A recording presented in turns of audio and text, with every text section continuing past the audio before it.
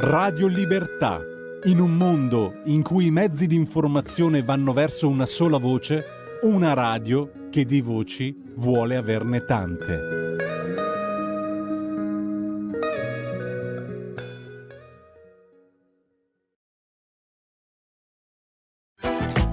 Va ora in onda L'Avvocato risponde. E diamo subito la linea a Valentina Verdone e Federico Montagna. Bentrovati. Grazie mille della linea, ben ritrovati a tutti, buonasera e eccoci qua in una nuova puntata dell'Avvocato risponde. Io sono, come appena annunciato, Valentina Verdone, coordinatrice e assistente di uno studio notarile e come sempre sono in compagnia del notaio Federico Montagna. Prima di iniziare con l'argomento di oggi, ringraziamo Radio Libertà, l'Avvocato Celeste Collodati e vi lasciamo sia il numero di telefono 328 24 08 154, sia la nostra mail il notaio risponde @gmail.com, scritta tutta in minuscolo e senza spazi, per dar vita a curiosità o a semplici domande in ambito notarile. Oggi termineremo di analizzare i 25 luoghi comuni da sfatare sul notaio, che avevamo appunto iniziato la scorsa puntata. Dopodiché tratteremo della cessione di fabbricati abitativi e pertinenze soggetta ad imposta sul valore aggiunto. Sembrano dei grandi paroloni, ma li vedremo tranquillamente poi nello specifico. Speriamo che possa essere per i nostri ascoltatori un argomento interessante e magari, perché no, anche di supporto. Direi quindi di incominciare immediatamente analizzando appunto gli ultimi punti visti rimasti dalla scorsa puntata. Scusate il gioco di parole. Punto 23. Il notaio può rifiutare la stipula di un atto ogni volta in cui non intenda riceverlo, ovvero più semplicemente il notaio può rifiutarsi di stipulare. Grazie Valentina, grazie a tutti i nostri radioascoltatori. Allora, benvenuti anche da me in questa nuova puntata. Allora, la domanda è molto interessante e questa cosa forse non è molto nota.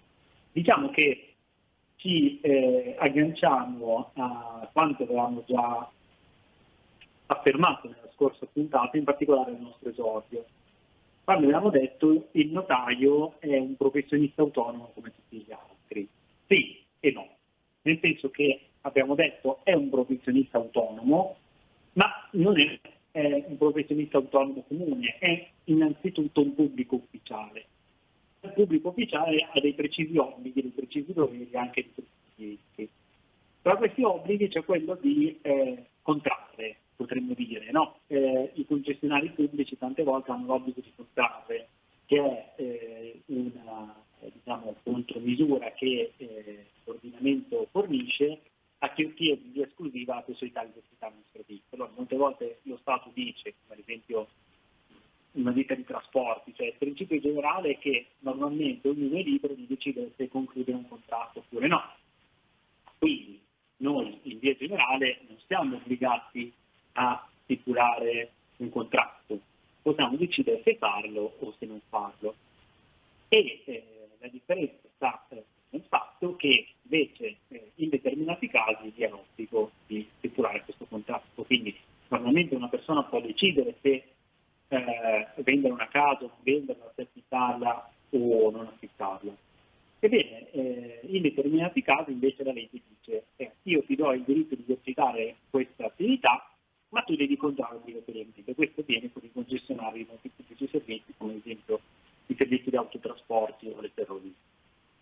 Ebbene, in questo caso il notaio ha questo obbligo. Si dice molte volte che il notaio sta nei libri di dottrina giuridica tra l'incudine e il martello, che sono l'articolo 27 e l'articolo 28 della legge notarile. Nell'articolo 27 obbliga il notaio a ricevere l'atto notarile ogni volta che ne è richiesto, se è caso anche fuori del proprio ufficio. E quindi vuol dire che il notaio non ha facoltà di rifiutare la scelta in atto l'articolo di un atto se non motivando. Questo non vuol dire ovviamente che il professionista è obbligato a fare l'atto subito, chiaramente deve avere il tempo materiale di predisporre la pratica e deve farlo ovviamente compatibilmente con, diciamo, la propria organizzazione di studio e i propri altri impegni, però di principio il notaio è obbligato a stipulare l'atto quando l'atto è richiesto. Un po' per mera antipatia personale, semplicemente perché non si sente di fare quell'atto, rifiutare la stipula. D'altra parte, il notaio non solo può, ma deve rifiutare nel suo ministero, articolo 28, quando l'atto riguarda una persona per cui, diciamo, un parente suo prossimo, come già nella scorsa puntata abbiamo detto, quindi moglie, figli, marito, genitori, insomma parenti più prossimi, oppure quando rispetto all'atto è in conflitto di interesse, ad esempio stipula per una società di cui egli è socio, eccetera, eccetera, o lo interessa comunque direttamente. E poi non deve ricevere l'atto quando è strettamente contrario alla legge, all'ordine pubblico e al buon costume. Quindi se l'atto è contrario alle disposizioni di legge, il notaio non solo ha facoltà, ma è obbligato a rifiutare la stipula. Se invece l'atto non è contrario a nessuna norma di legge, il notaio è obbligato a riceverlo. Quindi questa è la risposta alla domanda che mi ha fatto Valentina. Il notaio deve ricevere l'atto ogni volta che l'ha richiesto, salvo quanto abbiamo appena detto. Benissimo, passiamo quindi direi al punto 24, ovvero il notaio, una volta superato il concorso notarile, non si aggiorna più o continua ad aggiornarsi? E ovviamente, altro mito molto diffuso, come questo non riguarda in realtà solo il notaio ma molte professioni, quello del discorso di no, vabbè, ma studio all'inizio e poi no, e poi finisce tutto. Perché in realtà il lavoro del notaio, così come il lavoro ovviamente di molti altri professionisti, è fatto di continui aggiornamenti. Le leggi cambiano, soprattutto le leggi tributarie sono frutto di un compulsivo atteggiamento di variazione da parte del litigatore, spesso anche radicale, e di conseguenza è necessario stare dietro a questi aggiornamenti, perché come abbiamo appena detto il notaio non può ricevere atti contrari all'ordine pubblico e di conseguenza o alla legge, la legge, quella tributaria e anche la legge civile, tutte queste sono disposizioni di legge, quindi il notaio, fin dal momento che queste norme entrano in vigore, è tenuto a conoscerle, ad applicarle e a spiegarle soprattutto ai propri clienti al fine di consigliarli per la stipula dell'atto. Non solo, ovviamente è un onere in senso pratico, nel senso che un notaio, così come un altro professionista, ripeto, che non si aggiorna, non riesce a svolgere bene il suo lavoro, ma è proprio un obbligo giuridico e deontologico, nel senso che il notaio ha un tot di ore di aggiornamento ovviamente che deve seguire annualmente, o meglio a biennio, e se non lo fa va incontro a sanzioni disciplinari. Ultimo punto di questa lunga lista che abbiamo appunto diviso in due puntate, il 25. È vero che il numero massimo di notai in Italia è stabilito dal notariato e comunque sono i notai in esercizio a scegliere i nuovi notai? Allora Valentina, abbiamo già accennato al problema di come si diventa notai nella scorsa puntata, ed è questo, penso, probabilmente uno dei miti più grandi intorno al mondo notarile. Si sa che i notai sono una figura professionale diffusa in tutta Italia, ma da un numero abbastanza ristretto, perché il numero di notai che esiste in Italia non è stabilito dal notariato, ma è stabilito dal Ministero della Giustizia con decreto, quindi è la legge che determina quanti notai ci sono, non è il notariato. Il notariato semplicemente è organizzato con un Consiglio Nazionale del Notariato, che non è nient'altro che un organo di coordinamento tra gli organi territoriali che sono il Consiglio Notarile distrettuale. In linea di massima, diciamo che il Consiglio Notarile distrettuale coincide in genere con il territorio della provincia, ma non è assolutamente detto. Originariamente vi era un Consiglio Notarile distrettuale per ogni circondario, una provincia era divisa secondo l'ordinamento del 1861, meglio 1859, poi esteso nel 61 unità d'Italia con il cosiddetto decreto Rattazzi, lì era un tribunale però in circondario, una provincia era divisa in più circondari, laddove esisteva un tribunale esisteva anche un consiglio notarile.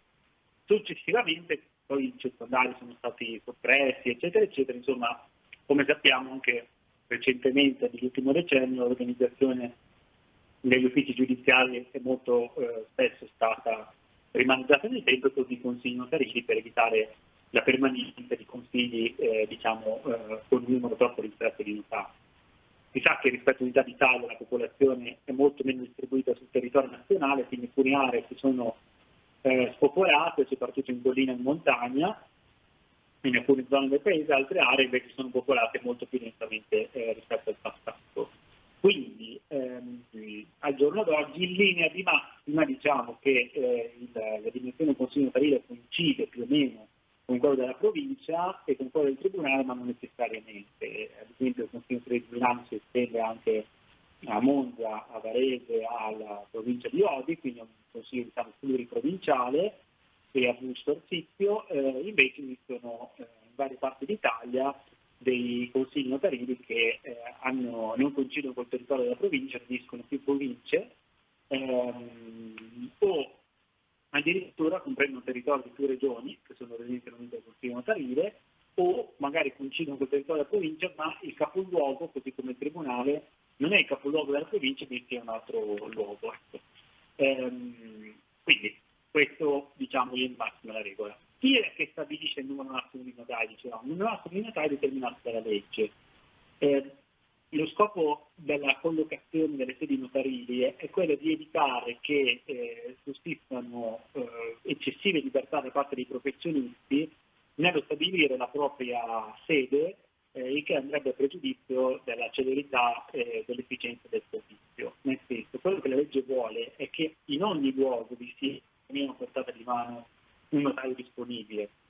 Ovviamente nelle città, nelle grandi città soprattutto, vi è un numero di notai di sedi disponibili molto più alto rispetto alle campagne, però all'inizio la legge utilizza vari criteri, quindi tenendo conto del numero di atti da della distribuzione, delle linee di comunicazione, della popolazione residente, insomma dei fattori, si cerca di posizionare una sede notarile in modo che da nessun luogo di nessuna provincia esista un notaio troppo posizionato. Questo più o meno è un criterio, però si ripete che è un criterio stabilito dalla legge notarile, uno dei primi articoli della legge parla appunto di questo, e è la legge che vieta che cambia questo numero di notai, e la decisione concreta è assunta poi dal Ministero di quanti notai ci sono e di quali location hanno. Recentemente, negli ultimi 20 anni, il numero di notai era poi stato aumentato, resta il fatto che è poi difficile collocare concretamente tutte le sedi, in quanto le sedi vanno collocate con un concorso, e ovviamente è consigliabile effettuare concorsi notarili con numeri troppo alti, in quanto l'innalzamento eccessivo del numero di concorsi di posti in un concorso notarile determinerebbe una decisa discesa della qualità dell'accesso alla professione, in quanto sarebbe ovviamente più facile vincere il concorso per il candidato, e quindi ciò andrebbe ovviamente a discapito del servizio. E poi negli anni si cerca tramite vari concorsi notarili di riempire un po' tutti i posti vacanti, però diciamo che in linea di massima bisogna pensare che la popolazione italiana, se il criterio di base è un notaio ogni abitanti, non è sicuramente una popolazione in crescita, anzi tutt'altro. Molte zone stanno rapidamente spopolando, quindi in realtà sotto questo profilo non è più omessa la necessità di aggiornamento da molto tempo. Peraltro è un profilo che negli ultimi anni era emerso a livello di politica molto interessante, dalla possibilità di delegare, visto che comunque il volume totale dell'ambito immobiliare è calato molto, e quindi sicuramente il notariato ha un carico di lavoro inferiore rispetto al passato, approfittare della solidità e della bontà di queste organizzazioni per alleggerire un po' il carico. In particolare è effettuata da più parti la proposta di delegare ai volontari di iscrizione, che molti forse non sapranno esattamente che cos'è la volontà di iscrizione, ma è che vengono svolti dai decreti per l'attività di del giudice inserire un contenziosa.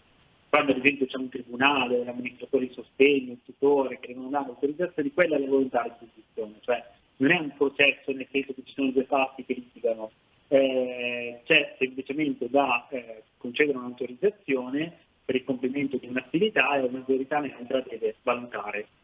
L'ordinamento italiano l'ha sempre affidato agli organismi giudiziari, ma data l'alto grado di arretrato giudiziario si era pensato di affidarlo a un'autorità terza, e quindi in questo senso si era pensato di regarlo al notaio per raggiungere una più speditezza ed efficienza della fattispecie. Non è raro in molti tribunali per aspettare vari mesi, se non in alcuni casi purtroppo anche anni, per l'ottenimento di un'autorizzazione che magari sblocca un atto importante. In ogni caso ricordiamo che il numero di notai che comunque vengono scelti, il concorso notarile, indetto ancora una volta dal Ministero sotto la sua sorveglianza, è presieduto da una commissione che è formata da 24 membri, soltanto 8 dei quali sono notai, 8 invece sono magistrati ed è presieduta da un magistrato della Cassazione, e 8 sono professori universitari che insegnano ovviamente materie giuridiche. In molti casi, tra l'altro, anche i notai, perché è difficile trovare notai che svolgono la funzione di commissario, sono anche a intenzione spesso della città di Roma o dei dintorni, perché il concorso nazionale si svolge a Roma. Quanto alle modalità di accesso alla professione, la legge direbbe 1 anno, anche se è difficile rispettare il termine annuale, cioè il concorso da differenza annuale. In ogni caso resta il fatto che il concorso è assolutamente selettivo, è effettuato con tracce a correzione anonima, quindi è molto importante capire che quando il concorso candidato consegna il proprio tema scritto che si svolge in 3 giorni per prove dall'autore su una materia mortis causa di diritto civile, di diritto commerciale, il candidato solamente dichiara il suo nome e il nome viene scritto in una busta che viene aperta soltanto una volta terminata la correzione di tutti gli altri punti.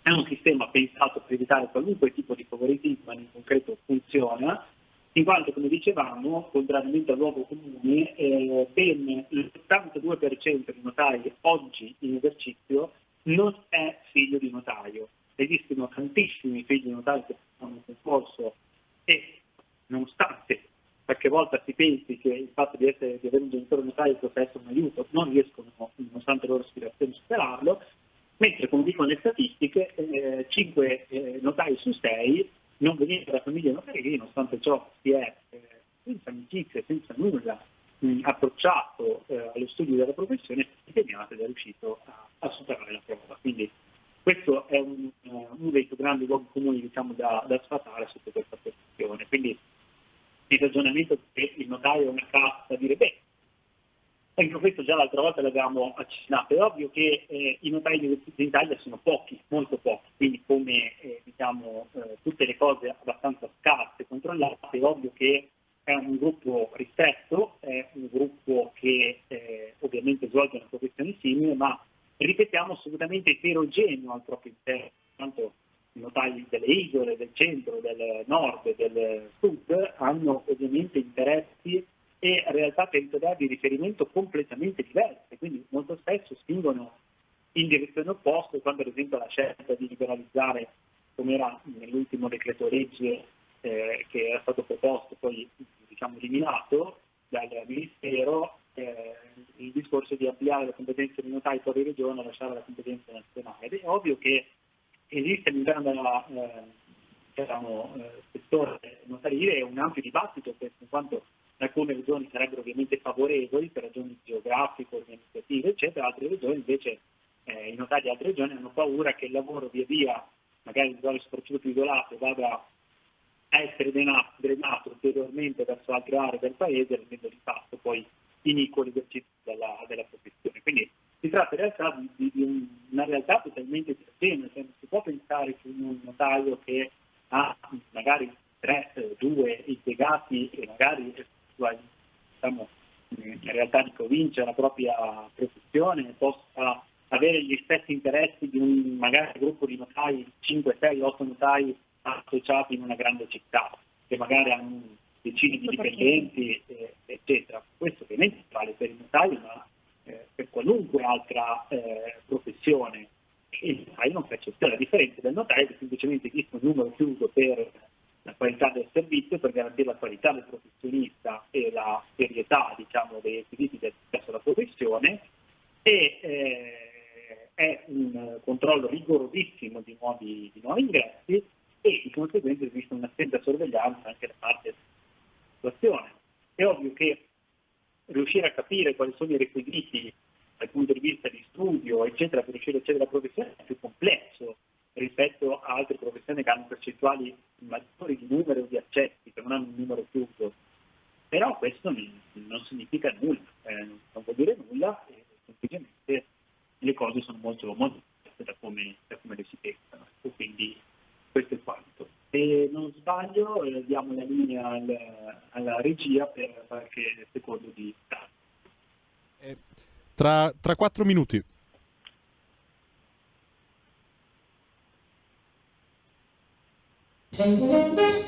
Tutte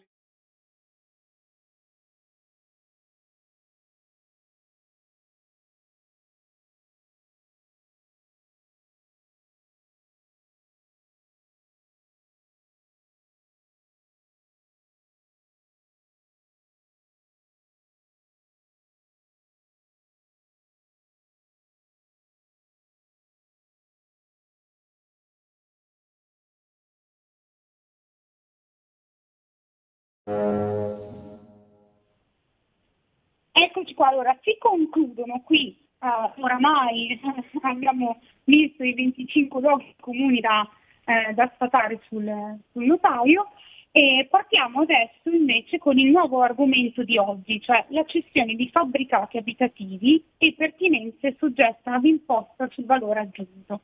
Non mi dilungo e lascio subito la parola, anzi ripasso di nuovo la parola al notaio per una breve introduzione.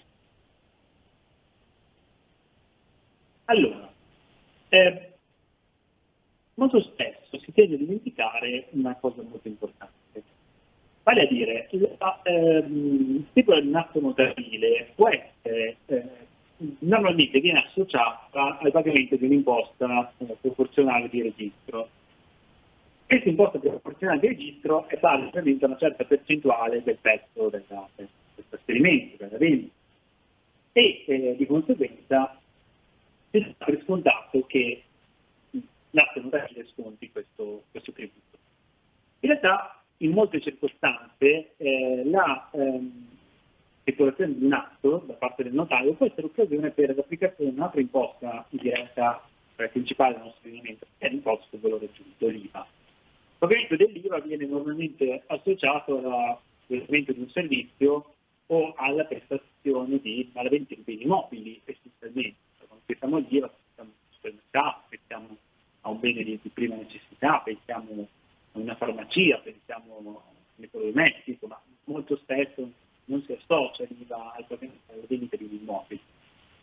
E invece non è così, invece in determinati casi anche la vendita dell'immobile può portare all'applicazione di imposta sul valore aggiunto. Ciò avviene essenzialmente in tutti i casi in cui la prestazione sia effettuata da parte di una ditta, da parte di un imprenditore, che abbia come oggetto prevalente la realizzazione di opere relative ai beni immobili. Opere relative ai beni immobili ovviamente non vuol dire che lo scopo dell'impresa sia quello di commerciare immobili stessi.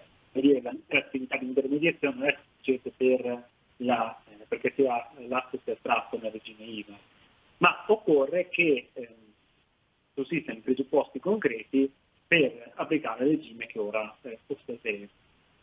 Quindi quando nell'atto notarile da parte deve calcolare il preventivo è bene fin da subito chiarire: l'immobile acquistato è soggetto, come da regola generale, all'imposta sul valore aggiunto, all'imposta di registro o all'imposta sul valore aggiunto? Essenzialmente la risposta dipende dai fattori che ora considereremo. Però il regime tributario è profondamente differente tra un caso e l'altro. Per questo motivo occorre ovviamente interrogarsi prima su questo punto, e fin dal momento tipo dell'eventuale compromesso preliminare occorre risolvere questo problema, sia perché nel compromesso sarà necessario assoggettare gli acconti fin da subito imposto sul valore giusto.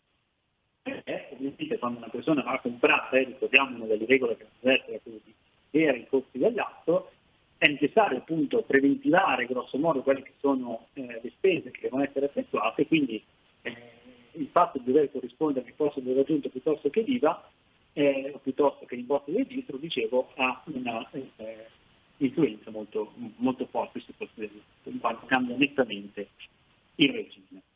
Montagna, la interrompo per il nostro stacco pubblicitario più una canzone.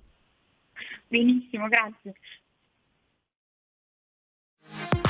La tua radio è ascoltabile anche con la televisione in digitale. Sul telecomando della televisione digitale o del tuo ricevitore digitale puoi scegliere se vedere la TV o ascoltare la radio. Risintonizza i canali radio e troverai anche Radio Libertà, canale 252.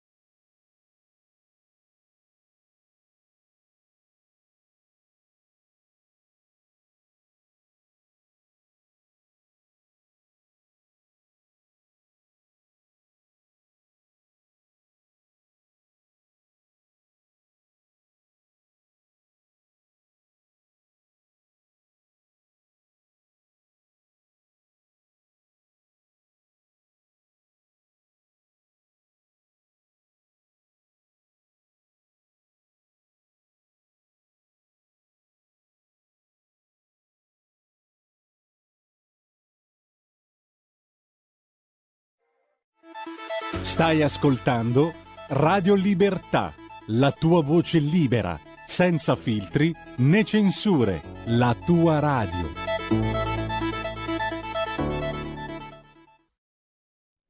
Di nuovo in onda con la seconda parte di L'Avvocato risponde. Grazie mille della linea.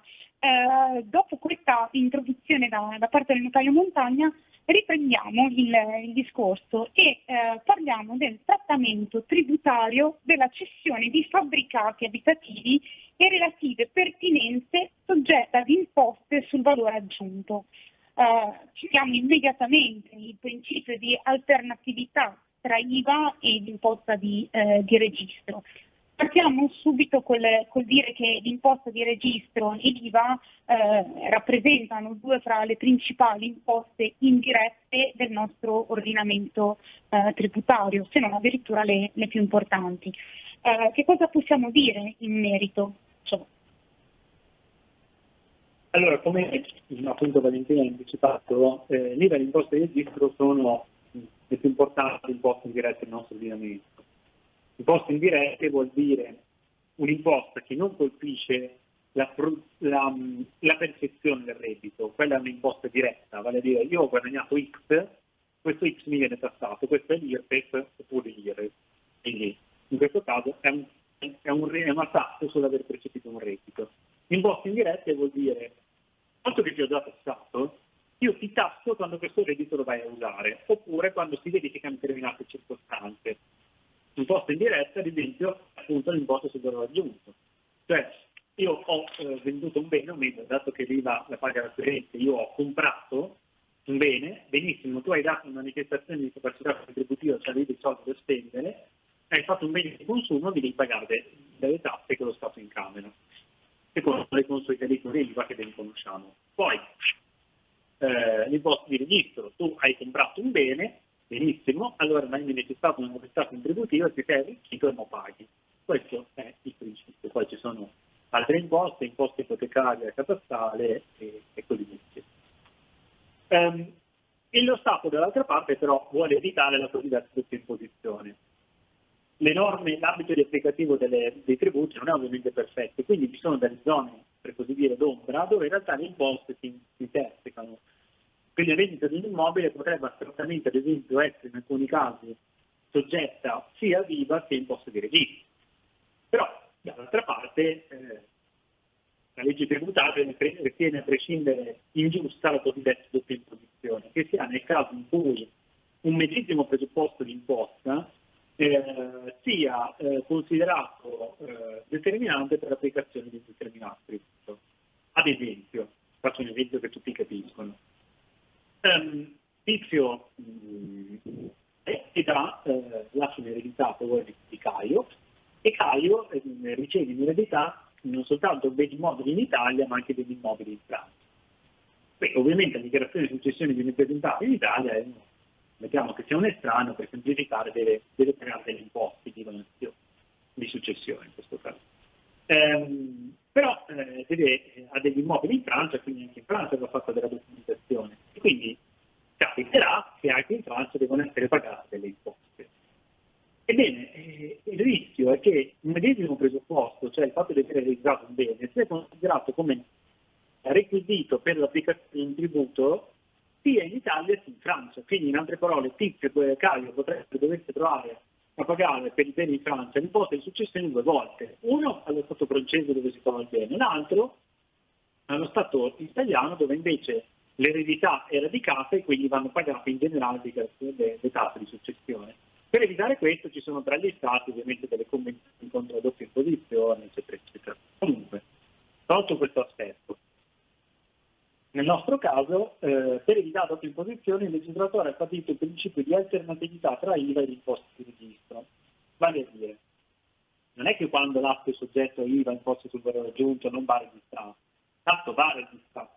Però invece dell'imposta proporzionale di registro, 9, 2, 15%, si paga soltanto la tassa FI, EUR 200, come per gli atti a contenuto non patrimoniale.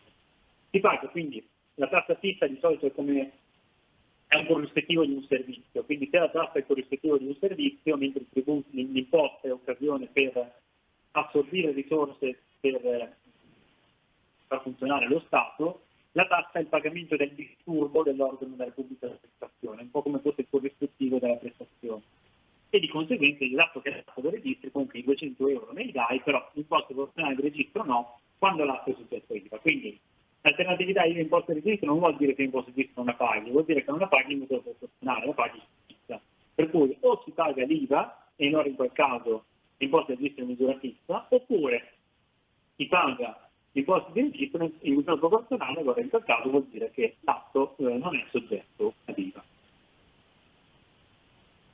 E cosa possiamo dire invece sulla base imponibile dell'IVA?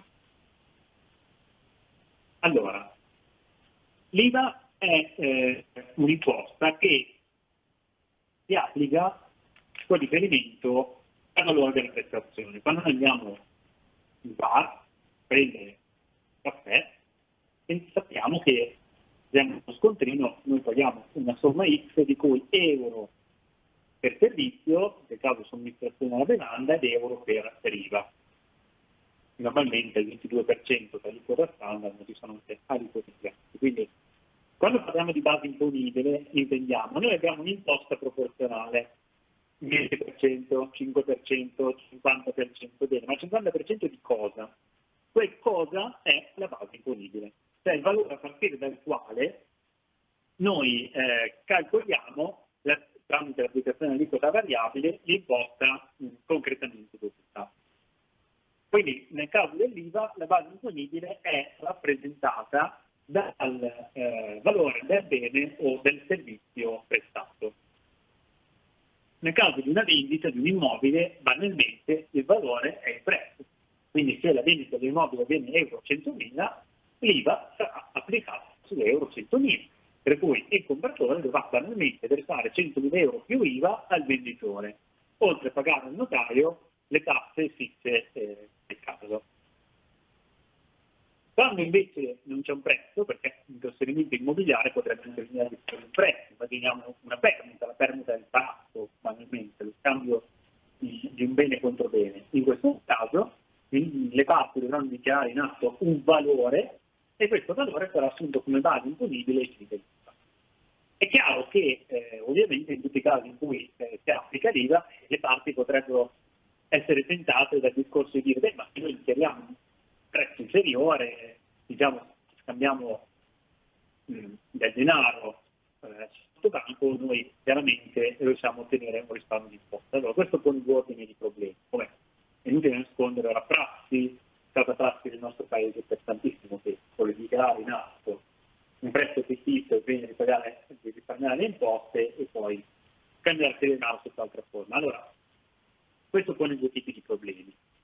Punto primo, ovviamente l'Agenzia delle Entrate ha facoltà di accertamento, quindi è chiaro che se il valore dichiarato in atto risulta impossibile, diciamo, quantomeno non congruo rispetto al valore di mercato che il bene ha in quella determinata area, in quella determinata zona, chiaramente è possibile effettuare un accertamento. Accertamento vuol dire no, il bene vale di più, quindi dammi le tasse differenti che ti sei risparmiato. Punto secondo, dal 2006 esistono precisi obblighi da parte delle parti di dichiarare in atto i corrispettivi le modalità di pagamento del prezzo e dell'agenzia se presente. Quindi nascondere, occultare un corrispettivo è un comportamento gravissimo che dà luogo a responsabilità penale per il venditore e per l'acquirente che hanno reso in atto dichiarazioni emendate, false ideologiche. Dall'altra parte, mentre un tempo, in terzo luogo, era anche possibile effettuare pagamenti in contanti, l'azione attraverso mezzi di pagamento non tracciabili viola via più le norme antiriciclaggio e quindi pone un ulteriore grave problema.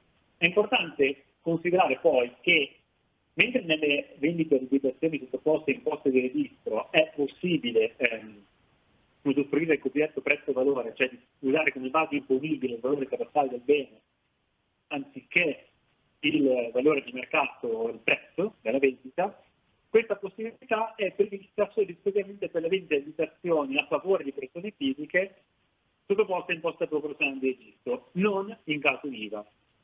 Quindi l'IVA si paga sempre in riferimento al prezzo. Per questo diciamo che in linea generale la tassazione di IVA è generalmente per il privato favorevole.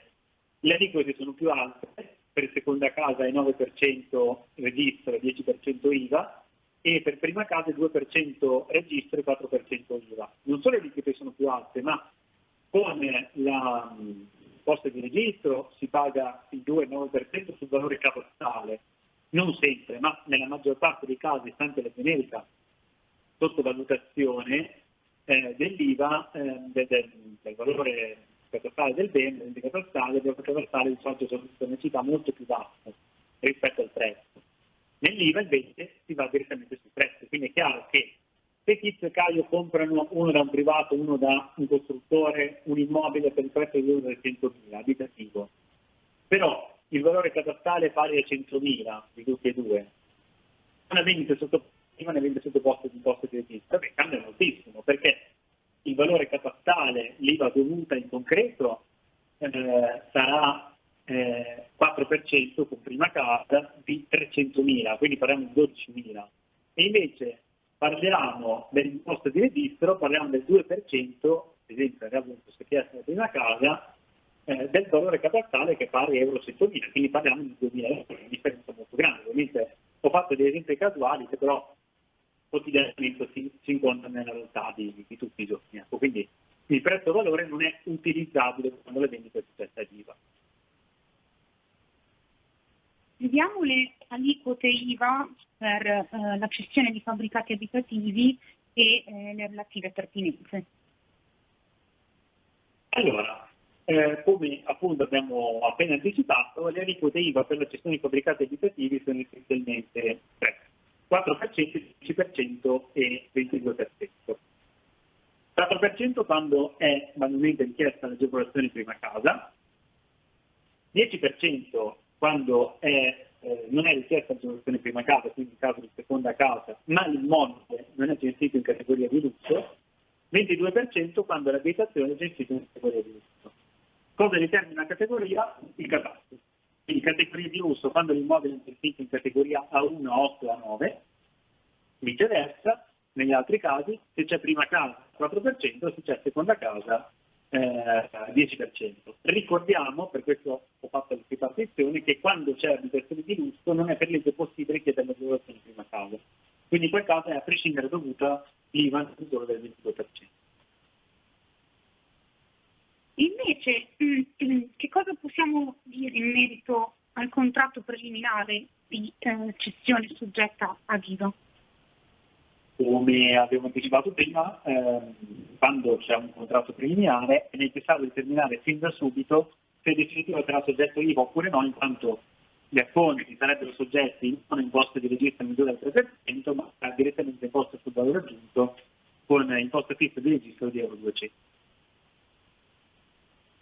Sono presenti delle ulteriori imposte indirette dell'acquisto, oltre all'imposta sul valore aggiunto.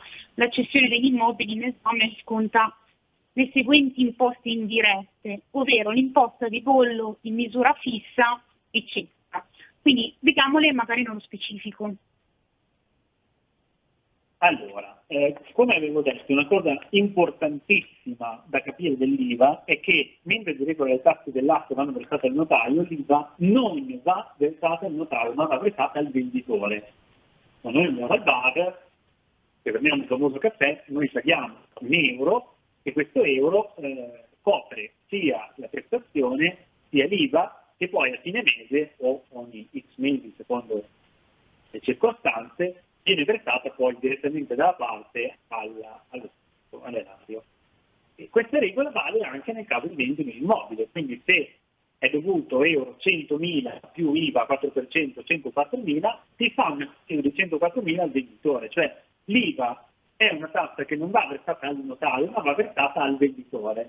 Sarà poi il venditore che si occuperà a sua volta di versarla all'erario, salvo che la compensi con l'IVA, eccetera. Quindi questo è importante perché, punto primo, per capire di quale misura fare gli assegni a favore del venditore. Punto secondo, quando le vendite soggette a IVA, il preventivo del notaio non copre l'IVA, perché l'IVA non va versato al notaio ma al venditore. Quindi quando il notaio dice l'atto, tasse comprese, eccetera, eccetera, costa 6.000 euro, 5.000 euro, c'è dentro onorario, l'IVA solo onorario del notaio, non l'IVA della vendita, 1.000 euro più IVA, faccio per dire. E le tasse fisse che devono essere versate al notaio. Non è compresa invece l'IVA da pagare al venditore, che va versato direttamente a lui. È per questo che è importante fare il conto iniziale di quanto c'è da spendere per là, perché altrimenti poi si va incontro a delle sorprese poco piacevoli. Brevemente, quando anda il principio di alternatività per IVA e imposta di registro, anche tutte le altre imposte fisse che devono essere versate al notaio non devono essere versate appunto in misura proporzionale. Però ve ne sono diverse che incidono in maniera non secondaria. Ad esempio imposte di bollo 230, imposte di registro 200 abbiamo detto, imposte ipotecarie catastali 200-200, tasse ipotecarie 35, tasse catastali 55, tasse archivio variabile, ma un imposto abbastanza contenuto. Mettendole insieme viene all'incirca 1.000 euro più o meno. Sono quindi tasse che quando le vendite soggette IVA devono essere ovviamente adderettate, sono fisse, quindi per carità, tanto più l'importo dell'IVA è alto, tanto più diventano percentualmente poco significative, però bisogna tenere conto che non è che quando le vendite soggette IVA non ci sono altre tasse, ci sono queste tasse fisse da versare al notaio che sono comprese nel dire al notaio, ma bisogna ricordarsi che l'IVA è. Parliamo ora dei presupposti per l'applicazione dell'IVA, sempre naturalmente inerenti alle cessioni di fabbricati abitativi e relative pertinenze. Partiamo con, io farò un elenco, poi il notaio nello specifico chiarirà il tutto. Atto traslativo a titolo oneroso, cessione da soggetto IVA, cessione di fabbricato abitativo e relativo pertinenze, cessione da parte di imprese costruttrici o ristrutturatrici, cessione entro 5 anni dall'ultimazione dei lavori e cessione invece dopo 5 anni dall'ultimazione dei lavori. Oh, molto bene Valentino, mi ha fatto una bella carrellata sui presupposti di applicazione dell'IVA. Come faccio a capire, ti danno gli ascoltatori, che la vendita è soggetta o no all'IVA? Bene, ci sono alcuni presupposti. Innanzitutto, i primi due sembreranno scontati ma non lo sono, dobbiamo capire il soggetto venditore è un privato o non è un privato? È un privato, l'atto non è soggetto ad IVA, cioè la vendita è soggetta ad IVA se, come abbiamo detto, chi vende sta effettuando un'attività, una prestazione di un servizio alla vendita di un bene che poi si coinvolge l'immobile oggetto alla vendita. Quindi se chi cede è un privato che sta vendendo un bene che non riguarda la sua attività, ovviamente la vendita non è soggetta all'IVA. Quindi vendita da privato o vendita da soggetto IVA.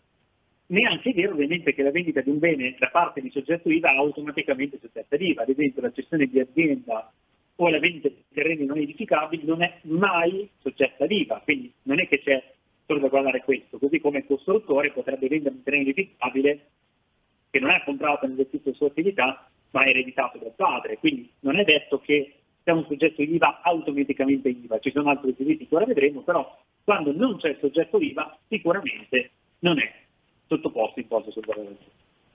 Infatti, ad esempio, come altra cosa serve che l'atto sia un atto titoloso, cioè un atto che presuppone un acquisto. Atto gratuito è quell'atto dove io ti do ma non ricevo nulla, una donazione, mentre invece l'atto o una cessione gratuita, l'atto oneroso è l'atto dove io ti do ma ricevo qualcosa. Questo qualcosa non è per forza ovviamente soldi, per compravendita, maggior parte dei casi, ma può anche essere una perdita, ad esempio, dove io ti do un terreno, tu in cambio mi dai un altro terreno. Questo qui è soggetto ad IVA. Non c'è uno scambio di soldi, ma comunque io mi impoverisco, prendo il terreno, ma mi arricchisco col terreno che ricevo in cambio. Cioè, non lo sto facendo gratis, non sto solo incamerando dei soldi. Quindi atto oneroso, soggetto ad IVA, e in questo caso noi stiamo parlando di fabbricato abitativo delle sue pertinenze, ciò che si risume, come abbiamo detto, dal trattato. Il requisito più importante. Allora, qui si fa una confusione enorme nella prassi. Fabbricati abitativi. Sta vendendo l'impresa, sta vendendo, quindi è soggetto ad IVA, soggetto IVA. Sta facendo un atto oneroso, una compravendita, sta vendendo un immobile abitativo alle sue pertinenze e quindi sempre soggetto ad IVA? Assolutamente no. Bisogna distinguere. La cessione da parte di soggetto che non è il costruttore dell'immobile o il ristrutturatore dell'immobile non è mai soggetta ad IVA se parliamo di fabbricato abitativo pertinente. Facciamo un esempio. La società Alfa SRL ha acquistato un immobile all'asta già esistente, magari da ultimare, lo ultima con finiture secondarie e lo vende. La vendita non è soggetta ad IVA e non è possibile effettuare nessuna opzione IVA. Su questo esiste una confusione enorme. Perché? Perché l'IVA la può chiedere, la può applicare solo ed esclusivamente l'impresa costruttrice o ristrutturatrice, per tanto intendendosi quelli che hanno costruito l'immobile oppure quelli che hanno fatto lavori di ristrutturazione non secondari, cioè sono esclusi i lavori di manutenzione ordinaria e straordinaria ho installato gli impianti, ho messo i serramenti, ho installato le piastrelle. No, questi sono lavori di mera manutenzione ordinaria e straordinaria. Sono interventi più pesanti che riguardano la struttura dell'immobile o comunque elementi non secondari. Non è necessario che l'impresa l'abbia fatto per forza lei, può ovviamente aver appaltato imprese terze, però se dopo l'acquisto la società non ha effettuato alcuno di questi interventi, allora non è soggetto a costo urgenza, la vendita non è mai soggetta ad IVA. Se invece l'ha fatto, quindi impresa costruttrice o ristrutturatrice, bisogna distinguere. Se la cessione avviene prima di 5 anni dall'ultimazione dei lavori, la vendita è automaticamente e irrinunciabilmente soggetta ad IVA.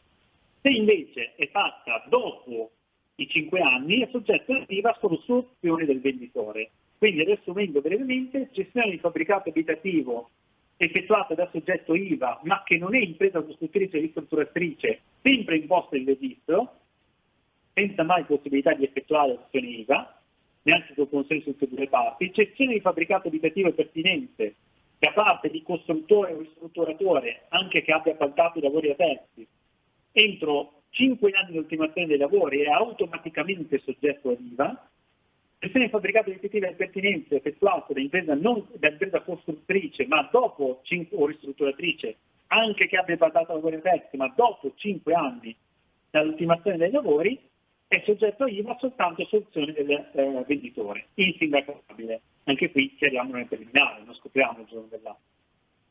E se no, il venditore, il compratore va incontro a oneri imprevisti e tra l'altro arriva a quelle sbagliate. E in questo caso si paga, se non si fa l'IVA, l'imposta proporzionale di registro in deroga alla regola dell'alternatività tra IVA e imposta di registro, anche se l'atto è strettamente collegato all'ambito IVA. Benissimo, direi che per oggi possiamo concludere qui, speriamo come sempre di esservi stati utili, invitiamo chi volesse ovviamente a chiamare il numero 328 24 08 154 o a scrivere alla nostra mail il notaio risponde @gmail.com per ricevere chiarimenti o porre delle semplici domande. Ringraziamo Radio Libertà, il notaio Federico Montagna. Grazie a tutti gli ascoltatori e vi auguriamo un buon proseguimento di serata e alla prossima puntata. Avete ascoltato